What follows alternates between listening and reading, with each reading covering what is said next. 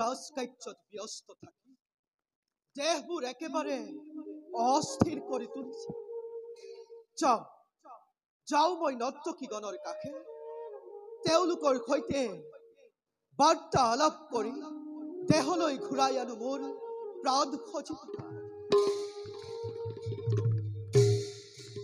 কিন্তু এয়া কি দিকপাল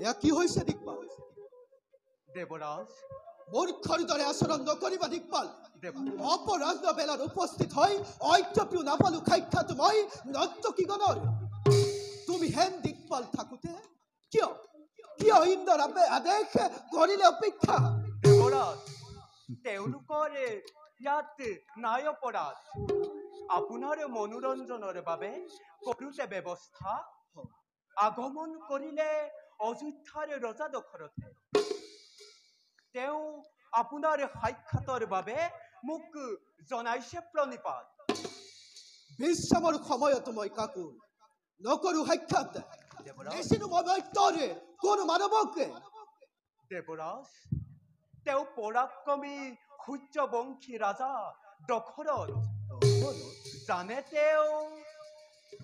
তেওঁ শব্দভেদীবান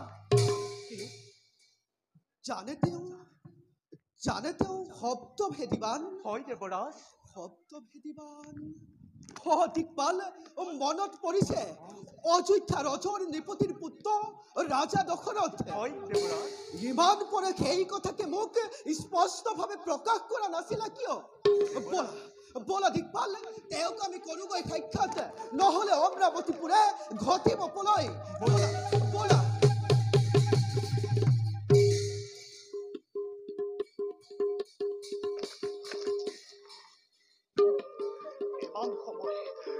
ইমান সময় অপেক্ষাৰ পিছত নাহিল দেবেন্দ্ৰ সাক্ষাতৰ বাবে লাগে মোক সমস্যাৰ সমাধান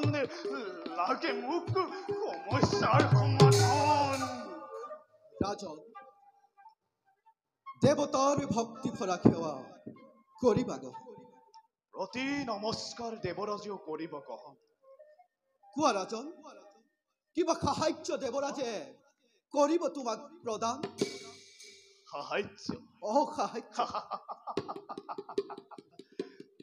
দেৱতাৰ ওচৰত দশৰথৰ সাহায্যৰ কোনো নাই প্ৰয়োজন ৰাজন মাত্ৰ আপুনি কিবা তৰে আপোনাৰ অধীনস্থ মেঘকণে পঞ্চবৰ্ষে পঞ্চবৰ্ষে বৃষ্টিপাত কৰা নাই অযোধ্যা ৰাজ্যত।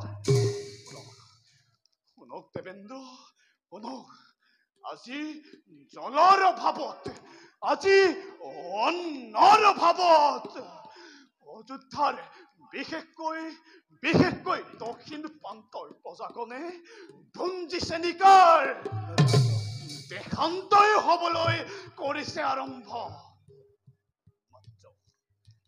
নেপাওঁ যদি উচিত প্ৰতিকাৰ, তেন্তে জানিবা অমংগল সন্মুখতে অমৰাৱতীপুৰৰ। ৰাজন, যথাৰ্থতে ক্ৰোধ আপনাৰ ক্ৰোধ সম্বৰণ কৰক। শুনক ৰাজন, ৰোহিণীত পূৰ্ণ দৃষ্টি খনিৰ কুপদৃষ্টি পৰাৰ হেতু আপোনাৰ ৰাজ্যত হোৱা নাই বৃষ্টিপাত। গতিকে যোৱা ৰাজন, খনিৰ কাষে গৈ বিনয়েৰে তেওঁক কৰাগৈ সম্বোধন। নিশ্চয় তেওঁ ৰোহিণীৰ পৰা পূৰ্ণ দৃষ্টি ব্যাহত কৰিলে ৰাজ্যত বৃষ্টিপাত হ'ব অনতি পলমে।